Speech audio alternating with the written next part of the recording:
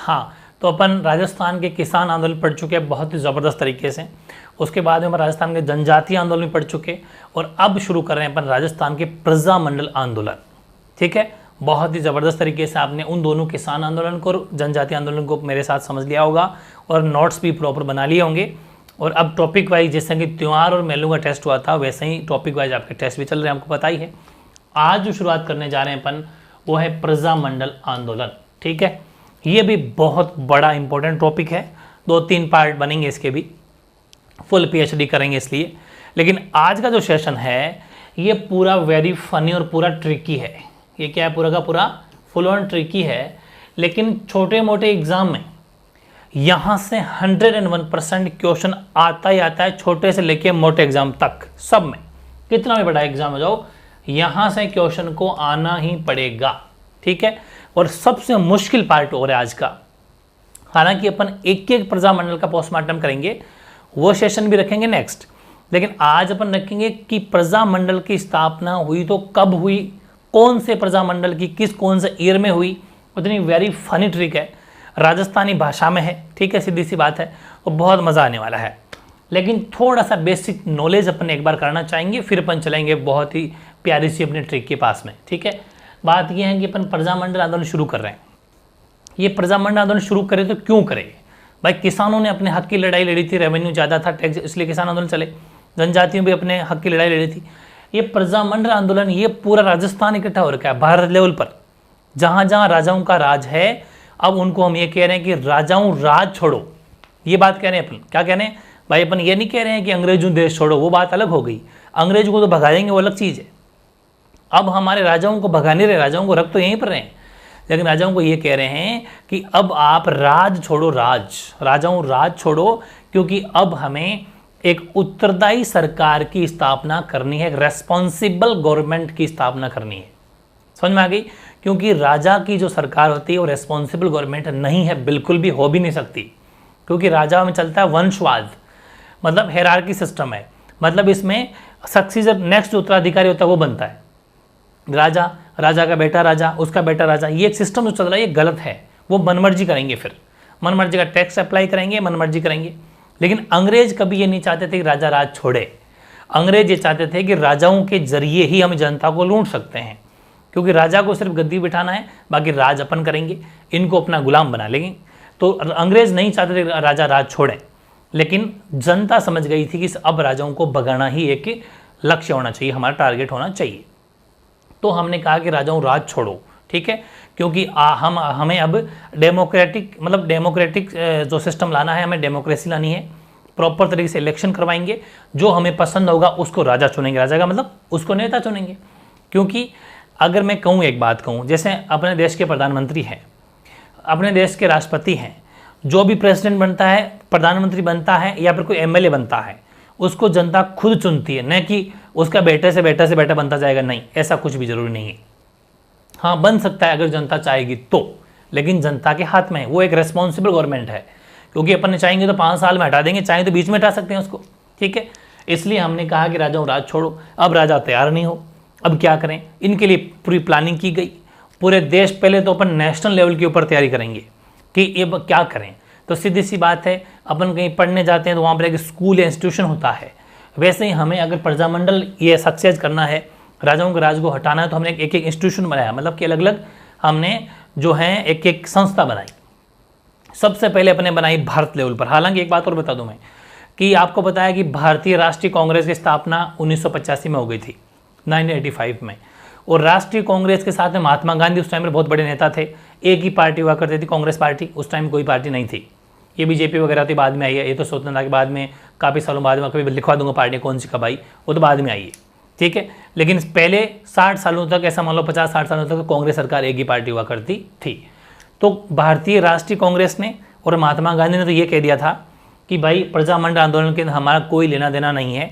जो ये देसी रियासतें हैं, वो वहीं के जो लोकल लीडर हैं, जो अपने स्थानीय स्तर के जो नेता हैं, वो खुद सुलझें। इन विवादों में हम नहीं पड़ेंगे। अपने जैसे स्थानीय नेता का मतलब क्या हो गया, जैसे राजस्थान के अंदर प्रजामंडल आंदोलन अगर चला रहे हैं, तो गांधी जी ने कहा और राष्ट्रीय कांग्रेस ने कहा कि हमें कोई मतलब नहीं, आप अपने हिसाब से करो, आपके वहाँ के लोकल राजा है, उस राजा से बात करो, हमें नहीं पता। ठीक है, ये कह दिया। लेकिन सुभाष चंद्र बोस हमें यहाँ साथ देंगे और सुभाष चंद्र बोस कहते हैं कि नहीं। देखो पहले राष्ट्रीय कांग्रेस के जितने भी यहाँ अधिवेशन होते थे, कभी कांग्रेस का अधिवेशन बम्बई में होता तो कभी दिल्ली में होता तो कहीं चेन्नई में होता कहीं कलकत्ता में होता, ऐसे पार्टियों के अधिवेशन होते थे, मीटिंग्स मान लो। तो वैसे ही एक हीरापुरा अधिवेशन हुआ था गुजरात के अंदर, ठीक है, हीरापुरा अधिवेशन गुजरात के अंदर हुआ था। वहाँ पर उसके अध्यक्ष थे सुभाष चंद्र बोस, और सुभाष चंद्र बोस कहते हैं कि बिल्कुल राष्ट्रीय जो ये प्रजामंडल आंदोलन है इसकी हम सहमति देते हैं, बिल्कुल उत्तराधिकारी सरकार होनी चाहिए, एक रेस्पॉन्सिबल गवर्नमेंट होनी चाहिए। तो यहाँ पर हमें एक सपोर्ट मिल जाता है, मतलब हमें राष्ट्रीय कांग्रेस का भी एक समर्थन मिल जाता है। गांधी जी ने हालांकि मना कर दिया था कि हमें कोई मतलब नहीं, हमें बीच रफड़े में नहीं पड़ेंगे, अपने स्थानीय स्तर पर सुलझाओ, इस मामलों को निपटाओ। लेकिन सुभाष चंद्र बोस ने हीरापुरा अधिवेशन जो गुजरात में हुआ था हमारा साथ देते हैं, मतलब प्रजामंडल आंदोलन जो भी होगा उसका साथ देते हैं, समर्थन करते हैं। वो क्या करते हैं? समर्थन करते हैं। फिर हमें एक हिंट मिल जाती है और थोड़ी कहते हैं जोश जुनून और आ जाता है। फिर यहाँ पर क्या होगा, प्लानिंग शुरू हो जाएगी। तो सबसे पहले अपन ने क्या किया, सबसे पहले अप्रैल 1927 की बात है। अप्रैल 1927 के अंदर बॉम्बे के अंदर अखिल भारतीय देशी राज्य लोक परिषद, वेरी वेरी इंपॉर्टेंट है, एज इट इज लिखना ऐसा कैसा, अखिल भारतीय देशी राज्य लोक परिषद का गठन किया गया। ये क्यों गठन किया गया कि जितने भी राज्य हैं, राज्य का मतलब यहाँ पर रियासतें हो जाएगी, इन रियासतों में जहाँ जहाँ पर राजाओं का राज है वहाँ पर एक रेस्पॉन्सिबल गवर्नमेंट बनाई जाए, एक उत्तराधिकारी सरकार स्थापना की जाए, उत्तराधिकारी सरकार स्थापना की जाए। ये हमारा इसका मेन लक्ष्य था, ठीक है। ये बॉम्बे के अंदर इसकी स्थापना की गई। अब मेरी बात सुनना, इसका प्रथम अधिवेशन जो हुआ वो दिसंबर 1927 में हुआ। इसके पीछे भी एक लॉजिक है। एक्चुअल में क्या था, हालांकि हुआ बॉम्बे में, इसका प्लान तो ये किया गया था कि इसका पहला अधिवेशन जो है गुजरात में रखा जाएगा, लेकिन गुजरात के अंदर बाढ़ और भारी थोड़ी बाढ़ आ गई थी, नदियाँ उफान पे थी और मौसम खराब हो गया था, इसलिए, और वो भी मई में रखा गया था। प्लानिंग तो मई की थी कि मई के महीने में रखेंगे, लेकिन वो मौसम खराब होने की वजह से फिर फाइनली दिसंबर के अंदर रखा गया। 16, 17, 18, 2-3 दिन तक ये अधिवेशन चला था। वो कोई खास इंपॉर्टेंट है, आपको इतना सा ध्यान रखना है कि दिसंबर 1927 में इसका पहला अधिवेशन हुआ, और वो कहाँ पर हुआ, वो बम्बई में हुआ, बॉम्बे में। तो ध्यान रखना, पहली बात तो वेरी इंपॉर्टेंट ये कि अखिल भारतीय देशी राज्य लोक परिषद स्थापना कब हुई, अप्रैल 1927 को हुई। कहाँ पर हुई? बॉम्बे में हुई। पहला अधिवेशन कहाँ पर? बॉम्बे में हुआ। कब हुआ? दिसंबर 1927 को, ठीक है। इतनी सारी बातें आपको याद हो गई।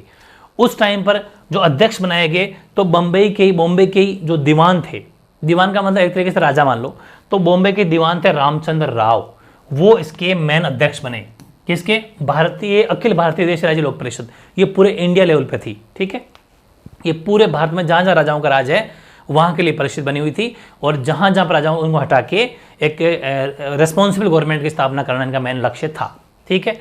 तो अध्यक्ष बनाए दीवान रामचंद्र राव बम्बई को, ये बम्बई के दीवान थे, और उपाध्यक्ष अपने वही विजय सिंह पथिक या बोब सिंह गुजर, जिनको अपने किसान आंदोलन के बहुत बड़े नेता, अपन इनके बारे में बहुत कुछ जानते हैं, ठीक है। ये थे अपने उपाध्यक्ष, ठीक है।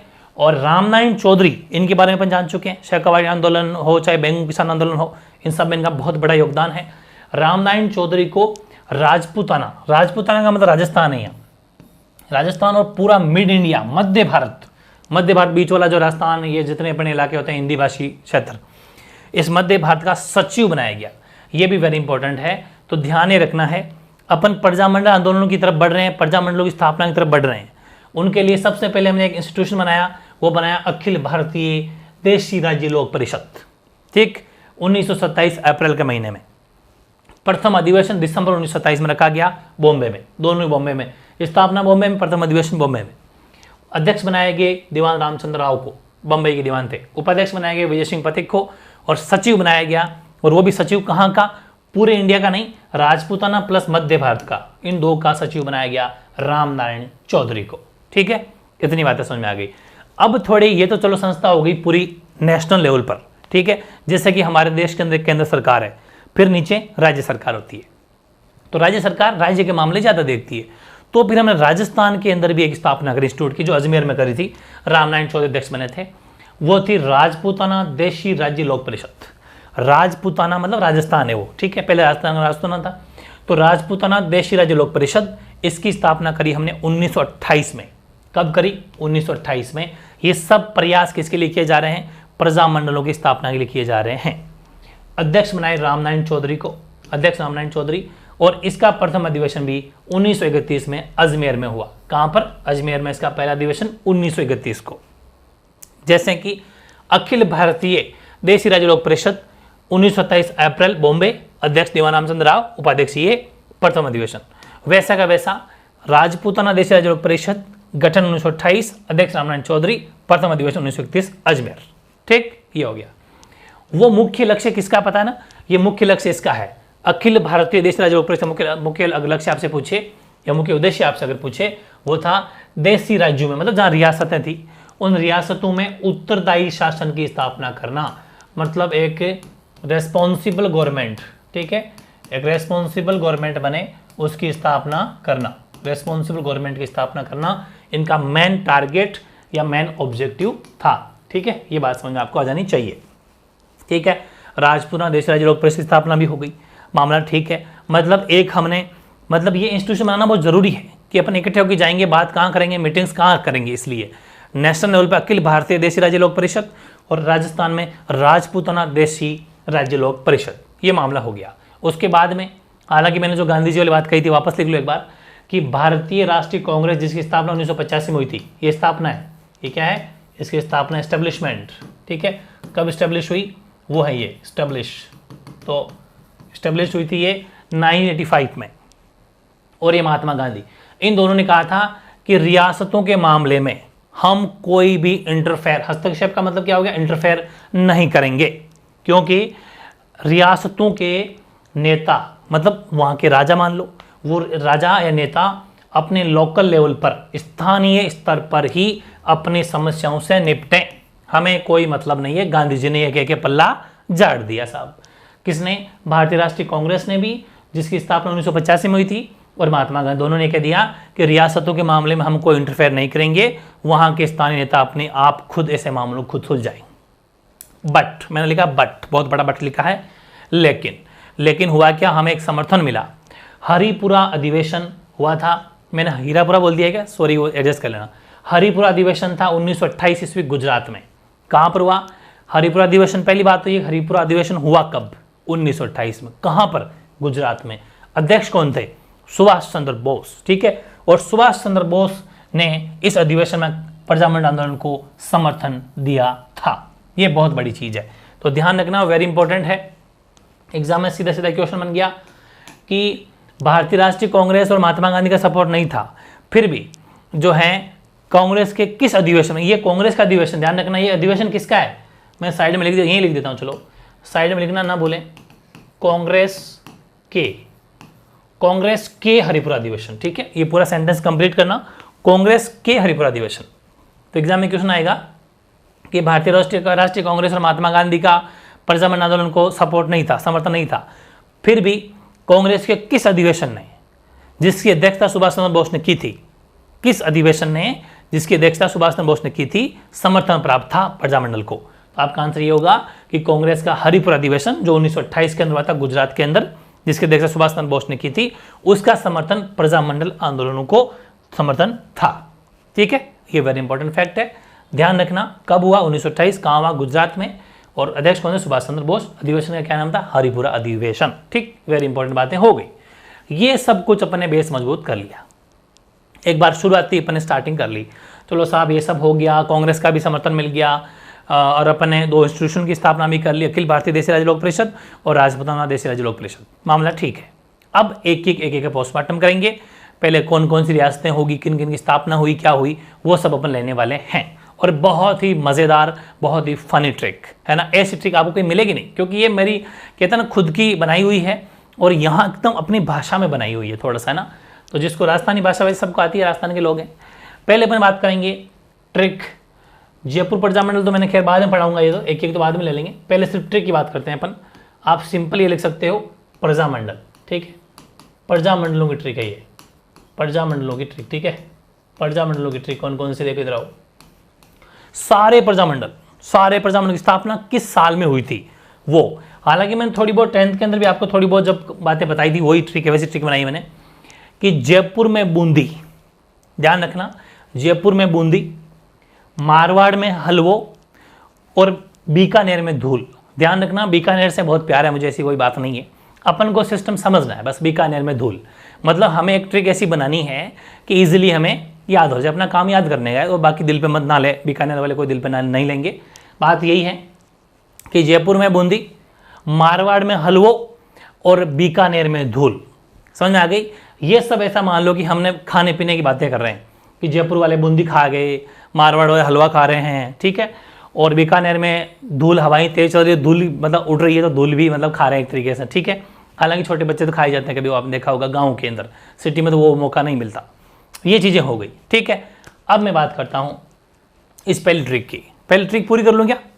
लेकिन पहले ट्रिक कर लें, बाद में कर लेंगे। चलो पहले इतना समझो, जयपुर में बूंदी का मतलब है जयपुर प्रजामंडल और बूंदी प्रजामंडल दोनों एक साथ। इनकी स्थापना, अभी ये ईयर पे मत जाना, ईयर भी एक साथ याद करवा दूंगा, पहले 1931। तो ध्यान रखना जयपुर, पहले मेरी बात को पूरी को सुनोगे ना तब ये ट्रिक यहाँ पर फिट होगी, वरना नहीं होगी। तो जयपुर प्रजामंडल और बूंदी प्रजामंडल एक साथ है, दोनों 1931 में। अब ये मत सोचना 1931 कैसे याद करेंगे, उसकी भी ट्रिक है, पहले सुनो तो सही, ठीक है।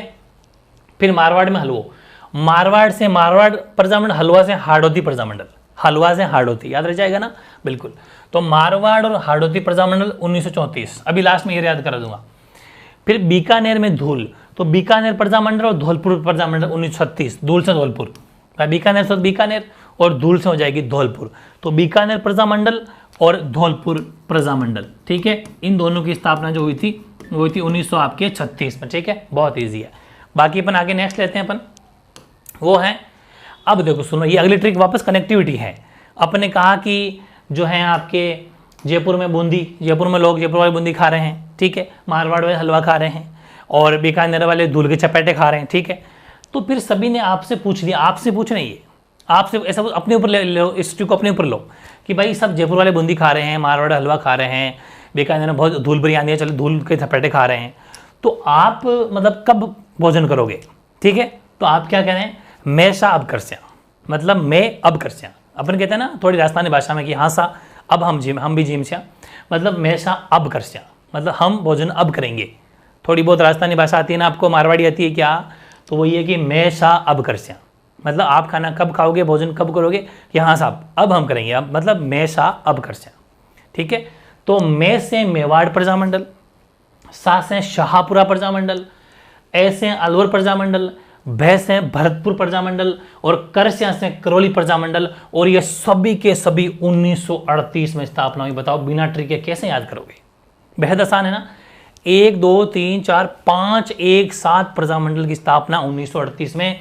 सीधा सीधा क्वेश्चन आता है, भरतपुर प्रजामंडल की स्थापना हुई थी 1938 में, मेवाड़ प्रजामंडल की स्थापना हुई थी 1938 में, शाहपुरा प्रजामंडल की स्थापना हुई थी 1938 में।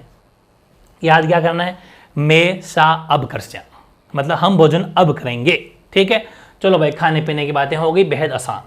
अब मैं बातें करता हूँ नेक्स्ट कि चलो ठीक है भोजन खाना खा लिया, अब ठीक है। अब बात आती है, क्योंकि अपन पढ़ क्या रहे हैं, प्रजामंडल आंदोलन पढ़ रहे हैं, और प्रजा अगर मजबूत होगी, कुशल बांस जैसी, बांस जानते हैं, बांस सबसे मजबूत होता है और लंबा सीधा खड़ा होता है एकदम, ठीक है। अगर प्रजा जो है, प्रजा का मतलब जनता, अगर जनता या प्रजा अगर मजबूत होगी तो किसी भी क्रूर शासक को, कितने भी बड़ी तोप को हम झुका सकते हैं, ठीक है, क्योंकि सब कुछ क्या है, जनता ही, डेमोक्रेसी सब कुछ है। बस उसी से मैंने ट्रिक बनाई है कि किसी को कुशल बांस डूंगर जैसी प्रजा चाहिए क्या, ठीक है। क्या कहा मैंने, अगर किसी को कुशल, कुशल का मतलब एकदम जिसमें स्किल हो, वेल डेवलप्ड, कुशल बांस जितनी मजबूत और डूंगर जितनी ऊंची, यानी अच्छी हाइट वाले भी ऐसा मान लो। तो किसी को कुशल बांस और डूंगर, ऐसा मान लो, एक लड़के पे ले लो, वो लड़का पढ़ाई लिखाई में कुशल हो, बांस जितना मजबूत हो और डूंगर मतलब थोड़ा हाइट परसेंट भी ठीक हो, समझ में आ गई। तो किसी को कुशल बांस और डूंगर जैसी प्रजा चाहिए क्या, चाहिए क्वेश्चन मार्क। बस अपना काम हो गया। कैसे, किससे हो गया, किशनगढ़ प्रजामंडल, सी से हो गया सिरोही प्रजामंडल, को से हो गया कोटा प्रजामंडल। बस इस किसी को से भी 3 साल आगे, 3 प्रजामंडल आगे 1939 ईस्वी में इन तीनों की स्थापना हुई थी। अभी सुनते जाओ, लास्ट में ईयर भी याद करवा दूंगा। देखो, किसी को किशनगढ़ प्रजामंडल, सिरोही प्रजामंडल और कोटा प्रजामंडल, किसी को, तीनों से 3 है, किसी को। फिर अपन ने बात की कुशल, कुशल से अकेला कुशल है, कुशल से कुशलगढ़ प्रजामंडल 1942, बांस से बांसवाड़ा, बांसवाड़ा प्रजामंडल 1943, ठीक है। फिर डूंगर से डूंगरपुर प्रजामंडल 1944, ठीक है। ये हो गया साहब किसी को, कुशल, बांस, डूंगर, तीनों अलग अलग है, किसी को एक साथ है, बांस डूंगर अलग अलग है, कुशल बांस डूंगर अलग अलग है। फिर जैसी प्रजा और लास्ट में जा से याद करना, अलग सिर्फ अकेला जा है, जा का मतलब झालावाड़ है, जो लास्ट वाले तो वैसे ही अपन को याद रह जाती है भाई, लास्ट में क्या है, झा मतलब झालावाड़, वो 1946 में तो लास्ट वाले तो वैसे ही याद रह जाएगी। बाकी जैसी प्र एक साथ है, जैसी से जैसलमेर प्रजामंडल और प्र से प्रतापगढ़ प्रजामंडल, ठीक है। इन दोनों की स्थापना हुई थी 1945 में और झा से झालावाड़ प्रजामंडल, इसकी स्थापना हुई थी 1946 में। तो जैसी प्रजा के साथ में आपको थोड़ा सा प्र और झा को तोड़ना पड़ेगा, तो वो तो वैसे ही टूट जाएगा कि झा झालावाड़ अकेला ही तो है, तो झालावाड़ की स्थापना 1946 में हुई थी। बाकी पीछे कौन बच गया, जैसी प्र, तो जैसलमेर और प्रतापगढ़ दोनों की एक साथ स्थापना हुई थी 1945 में।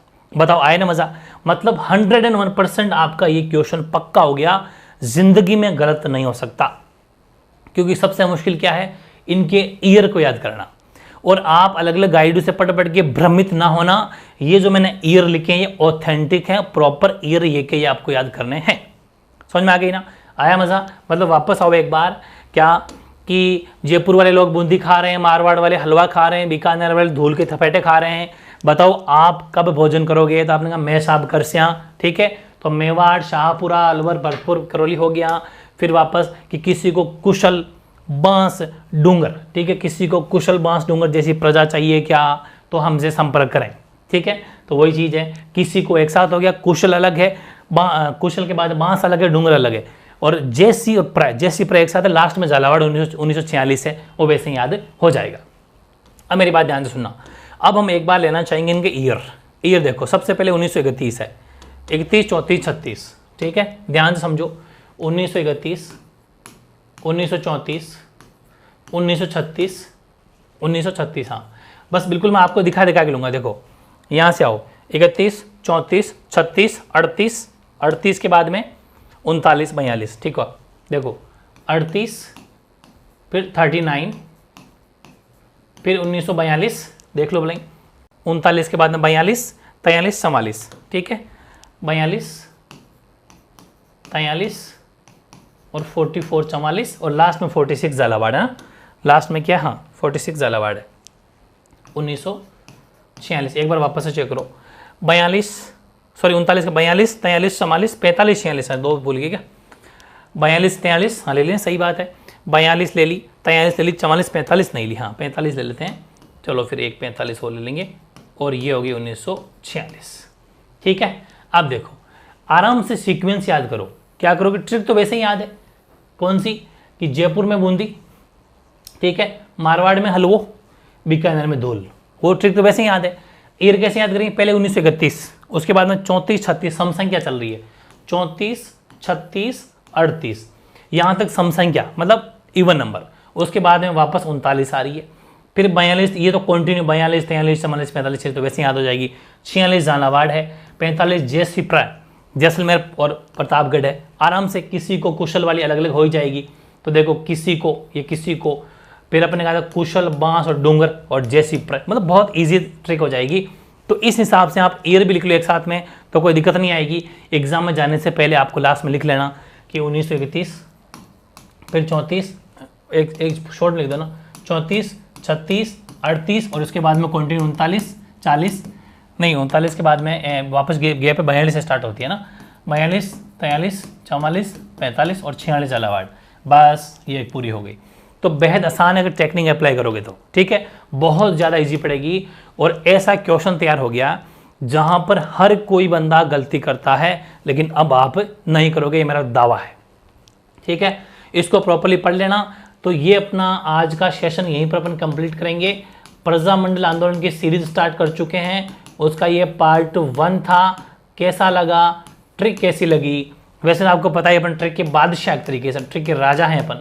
ट्रिक जितनी बनती है वेरी अपनी खुद की मतलब अपने ऑन मेड होती है, अपन खुद बनाते हैं अपनी भाषा में, तो थोड़ी बहुत दिक्कत हो सकती है क्योंकि मेरी लगभग ट्रिक राजस्थानी भाषा में है, ठीक है, मुझे अच्छी लगती है राजस्थानी भाषा, तो ये थोड़ी मारवाड़ी टच में थोड़ा सा ना, तो मेरे हिसाब से सबको आती है, आनी भी चाहिए। तो आई थिंक सबको समझ में भी आ रही होगी, हालांकि हिंदी भी मिक्स है, तो बहुत मज़ेदार ट्रिक है, इसको आराम से याद करो, बहुत आसान है। ईयर भी याद हो जाएंगे, 31, उसके बाद 33, फिर 34, 36, 38, फिर 42, 43, 44, 46, मतलब कोई मुश्किल नहीं है। लास्ट में 1-2 प्रैक्टिस कर लोगे तो बहुत ईजी पड़ जाएगा। जयपुर में बूंदी, मारवाड़ में हलवो, और उसमें बीकानेर में धूल। फिर आपसे पूछा आप कब भोजन करोगे, मैं साहब करस्या, ठीक है।